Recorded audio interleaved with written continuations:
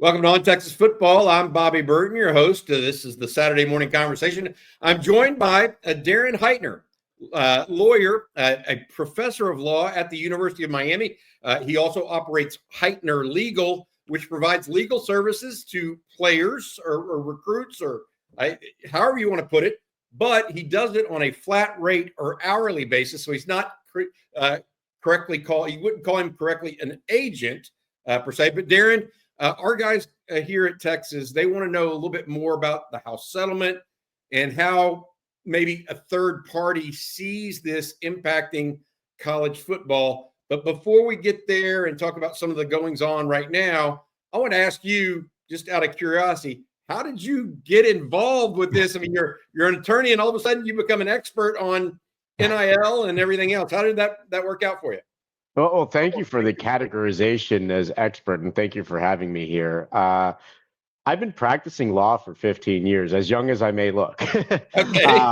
And I've had my own firm for 11, and going back to really right around the time that I started practicing, I've entrenched myself very much within the world of sports. In fact, prior to starting to practice 15 years ago, I had started my own sports agency. And even before that, had started a website called Sports Agent Blog, which still exists. I've written for Forbes, Inc. magazine, and other websites. And so I've been able to, over time, hopefully build up somewhat of a name for myself in the industry. And so if you think about July 1, 2021, I know as we're talking here today, that's 4 years ago, roughly 4 years ago. I had already been practicing in the world of sports for a long time and writing about my personal belief, which was that athletes, specifically college athletes, should have never been told that they were precluded from benefiting from their names, images, and likenesses, otherwise known as publicity rights. So you'd have to actually go 2 years prior to July 1, 2021, 2019, I was asked by a politician in my state, the state of Florida, to assist in the crafting of legislation at the time that would supersede the NCAA's prohibition on athletes making money off of their NIL. And I worked on that with this politician. Ultimately, Florida became the very first state to pass a bill and sign it into law that had an effective date of July 1, 2021. That's why there's this magical date when everything changed from the NCAA. Many other states followed suit. And through that process, I was also able, I got a taste of politics. I don't love it. So I was able to sort of entrench myself in a different way in this world of NIL. I was also writing a lot about it, speaking on it, and continuing with my existing practice in sports. So all of those things sort of meshing together put me, I think, in a position where a lot of athletes, a lot of agents, a lot of brands, I helped create the very first collective. You can blame me or appreciate that. And working with some athletic departments, I think it put me in a good spot. And that's really how I got into this place. Interesting. Well, I think that it's become such a industry now that a lot of college football, frankly, revolves around it. Texas has been very successful using NIL. No doubt about it, and one of the leaders in it. I've got to ask you, as we look at the House settlement now, and I've talked with folks in your industry, in the agent industry, and on the university side at various places. It sounds like at some level, prices for recruits and players are going down right now, a little bit, not all the way, etc. But my question for you is that due directly to the House settlement and the rev share agreement? Are some schools pulling back on this kind of no holds barred Wild West NIL situation given the House settlement? I think it's hard to tell. I hear the same speculation that you are reading or hearing about the prices going down or the total spends going down. But the problem for anyone, really, whether you're in or outside of the space, is that it's all speculative. There's no transparency.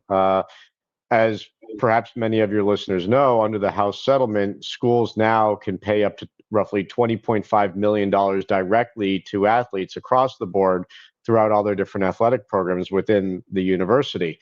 But that doesn't necessarily preclude third parties from doing deals with athletes as well. If they're affiliated entities or affiliated individuals as defined in the House settlement, then they have to go through this clearinghouse process through Deloitte to determine whether it's a justifiable business expense or, as people are talking about, fair market value.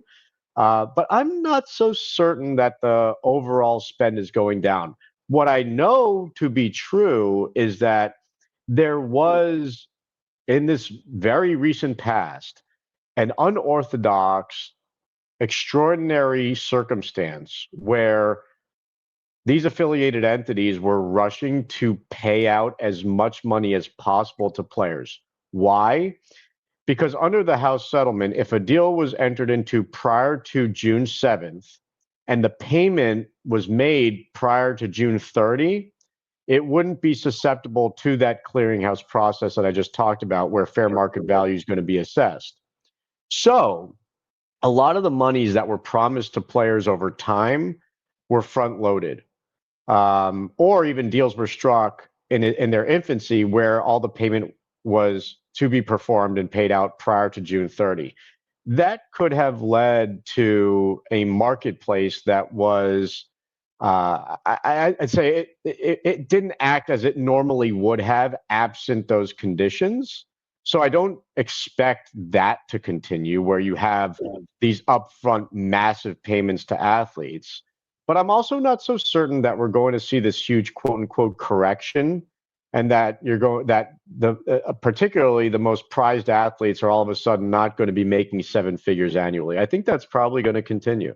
Yeah, I mean, Texas has one that's going to continue in that direction. Arch Manning, Sure. his NIL is just off the charts. I want to say this Saturday conversation brought to you by our friends over at Advanced Pain Care. Colt McCoy and Vince Young will tell you a little bit about that. Pros know the pain stops here. Physical therapy helps me as an athlete then and now. And do I still need therapy? Yes. And Advanced Pain Care helps with that. Injuries will stack up. They'll add up. You can't let those injuries get you down, and Advanced Pain Care has been very helpful for me. We can help with whatever's got you down, from nerve damage to our spinal cord stimulator. Pain is inevitable. Suffering is optional. Same-day appointments available. Advanced Pain Care. The pain stops here. Thanks for listening to that. Dr. Mark Malone offering same-day and next-day appointments over at Advanced Pain Care. Darren, I mentioned Arch Manning, but he's maybe the anomaly, right?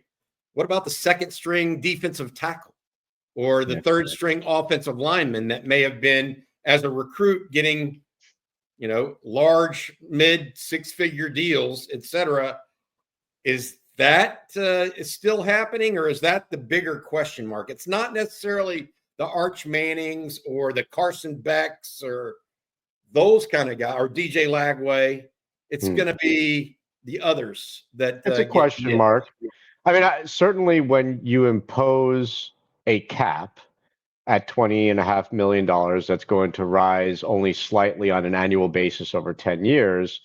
The money spent through that cap have to be apportioned in a way that's going to limit the amount of money for those defensive linemen or third or fourth wide receivers on the team.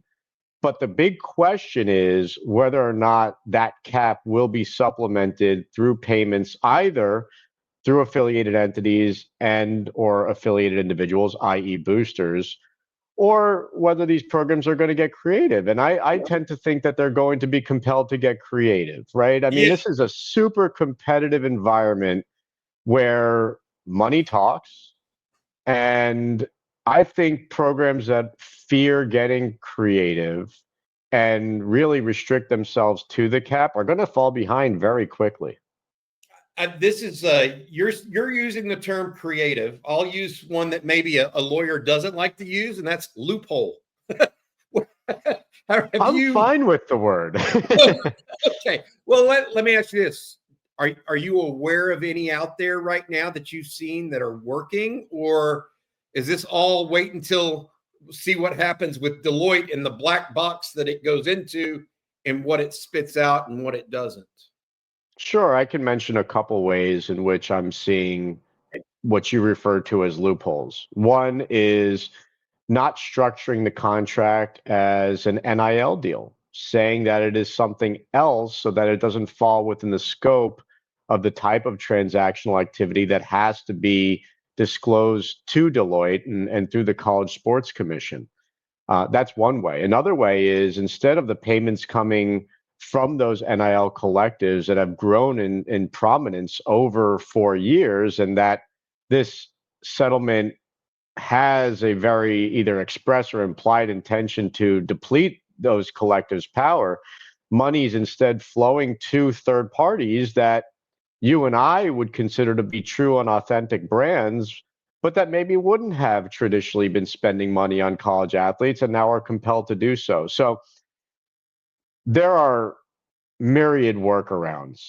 I am confident on almost every college campus, you have individuals who care about the programs, who are considering a variety of ways to continue to allow for monies to flow to the most prized high school athletes, and also the transfer portal, which has become a hotbed for talent and a real difference maker as to how well a program can do on the field or on the court. In the high school area, I think that's where there's going to be a real challenge in enforcing these rules, because they're not yet college athletes or student athletes, they're prospective student athletes. And if they're entering into deals before they're even enrolled, what compels those athletes to disclose them? So I think there's going to be a real challenge there. So if it happens before they enroll, it goes back to what is the NCAA rule. So if they can only make money via their NIL or a job, what is that role beyond NIL, and what is the NCAA legislate against? I mean, is that something that the new college sports commissioner is going to try to manage or delve into? And I think I can see your face right now. Yeah. It's because, reality is that ifs, ands, and buts. I mean, we just don't know where all of this thing's going to go. All right. A couple other questions for you. Speaking with Darren Heitner of Heitner Legal. He is a well-known expert in the NIL space, professor, a University of Miami professor, former Florida Gator undergrad and UF Law grad. So has the credentials. The next thing I had for you, Darren, is this. There's two things I wanted to ask you about. One is it's somewhat involving you personally, and I know you're limited in what you can and can't say, and so please answer this how you see fit and how you need to. But you represented someone that is apparently named in a lawsuit, or not. He's not named in the lawsuit, right, but the University of Miami, therefore, is named in the lawsuit. And he was a former player at the University of Wisconsin. He transferred to Miami, and it is just, it's the Big Ten versus Miami right now, it feels like. Yeah. What can you tell us about that, and what your thoughts are on that subject? Well, let me clarify something. You said that he transferred from Wisconsin to Miami, and we're talking about Xavier Lucas, even though he wasn't specifically named in the lawsuit, as you pointed out, not as a party, nor even in the text. They used, I think, like student athlete A to describe him, but we wanted him to, he wanted to transfer. Before I was ever engaged, he decided that he wanted to put his name in the transfer portal. And for anyone who isn't aware, there's actually an NCAA rule on that, which says that within 2 business days, a school must put the player in the transfer portal when the student indicates his intention to be placed there, obviously contingent on the portal being open, which it was when he said he wanted to be placed in the portal.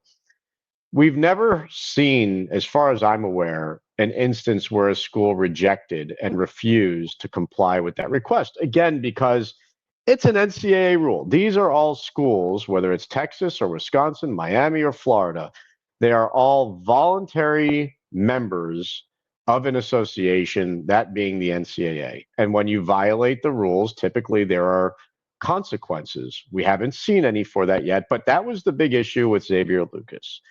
And I was retained, after actually another lawyer was retained, to try to find a solution.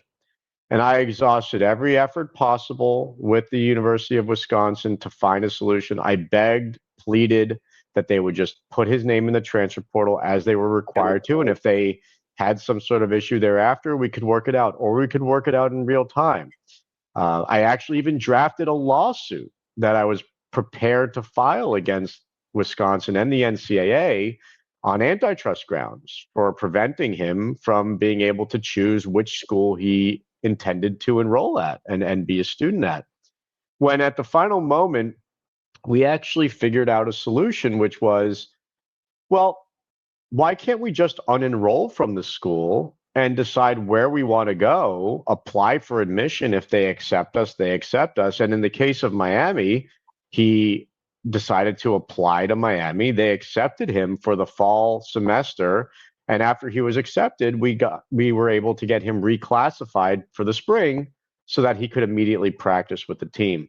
And that was our solution. And I think everyone at the time was like, how could you possibly do that? How could you possibly do it? Where even the NCAA felt compelled to put out a statement, I think through Ross Dellinger, where they said, hey, essentially, there's nothing wrong with that. You're allowed to unenroll and enroll elsewhere. And from that time, and this was many months ago, it's been relative silence. I haven't heard from anyone at Wisconsin nor any outside counsel. And then I don't know whether it was a week or two ago now as we're speaking, but there were some rumblings that Wisconsin may be considering litigation. At the time, I wasn't aware whether the school was going to sue Miami or sue Xavier or sue both.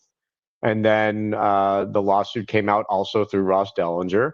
And lo and behold, the school decided to sue Miami, but not Xavier. And so I still represent Xavier, but fortunately, he's not named in the suit, and so I'm certainly interested, and as I'm sure all of your viewers are, in seeing how this all plays out. But for right now, I'm very much on the sidelines.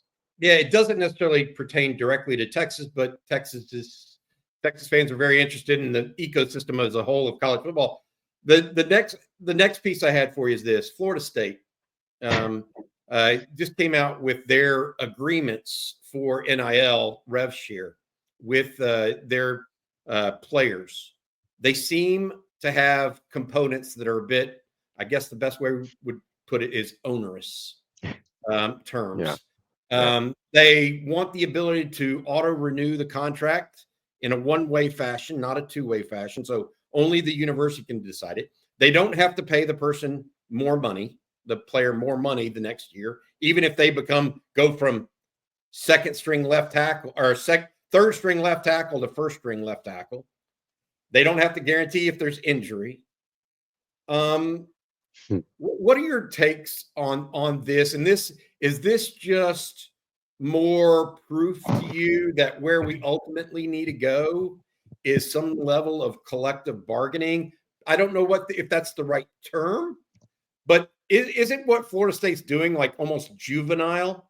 I mean, it really feels that way to me. It's like a third grader went up and said, "Oh, I'm going to get one over on these 18-year-olds." Yeah, to me, it's the opposite of juvenile. It's what happens when you have on one side of the bargaining table a very, very experienced and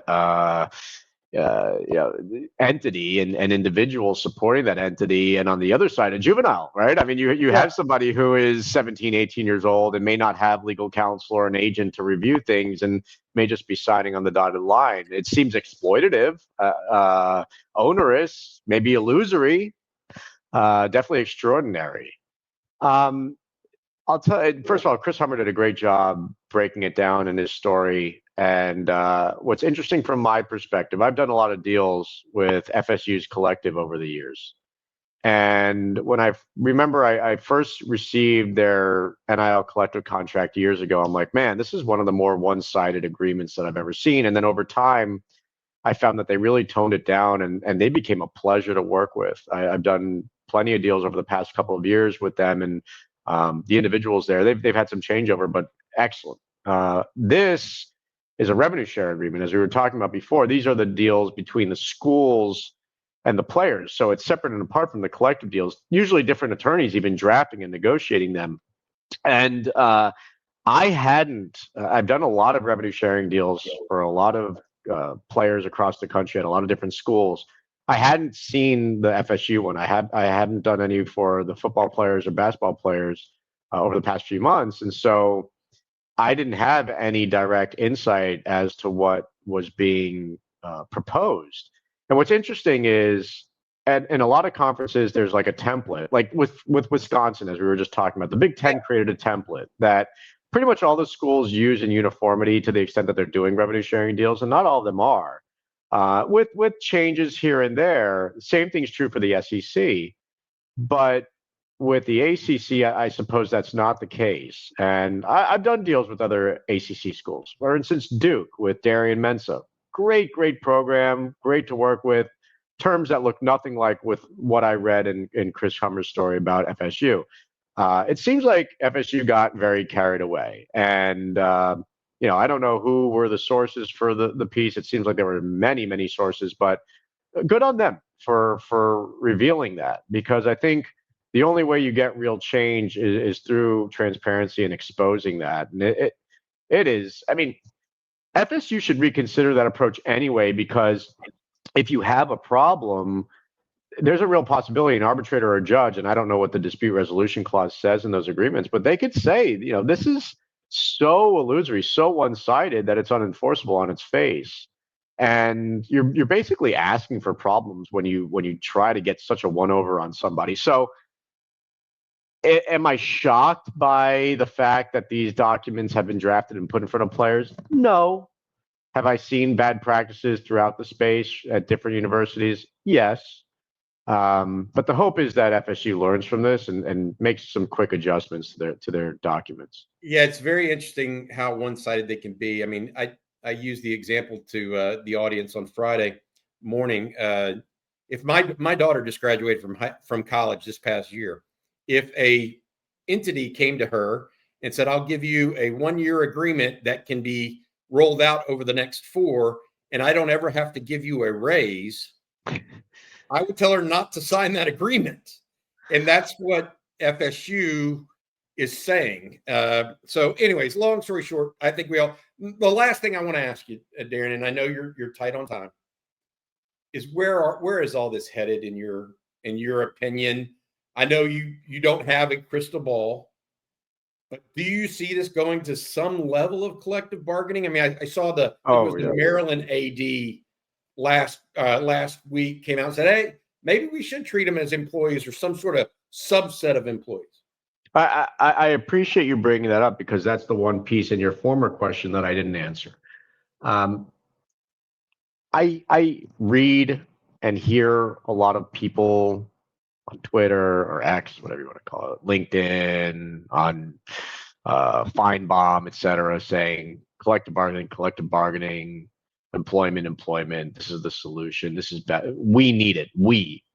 Who's we? I think athletes actually have gained such an enormous amount of power over the years. I'm not so certain, and I hear a lot of athlete advocates say employment, collective bargaining, I'm not so certain it benefits the vast majority of athletes, particularly the ones that we're talking about oftentimes that are making the real money here, men's basketball players and football players. To me, if you can figure it out from a state law perspective, because the laws do differ state to state, I can't comprehend why the NCAA, the conferences, and the schools don't want collective bargaining, because their problem continues to be that without labor law controlling, and you get that through employment and collective bargaining, you're stuck with all these unilateral rules that you're implementing that seem, to me at least, and to a lot of judges, to violate antitrust law, which is why we keep seeing these cases. And the House settlement even is the conclusion of a robust antitrust case, a class action case. So I don't know that we want or need collective bargaining or employment. I think college sports has never been stronger in my lifetime than it is now. The interest is immense during season, especially after season, outside of the season. There's a lot of complaining, but complaining also is entertaining. And so, I don't know that the sport needs it. I just continuously wonder why the conferences and the presidents and chancellors at the schools don't take the concept more seriously, because I think it's a win for them.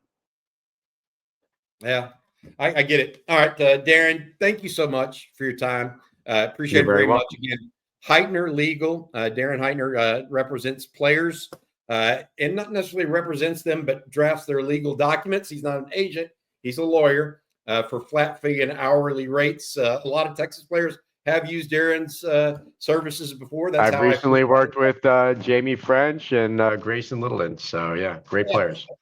There you go. All right. Thank you so much for your time, Darren. Best of luck to you. I hope you have a good weekend, bud. You got it. Take care.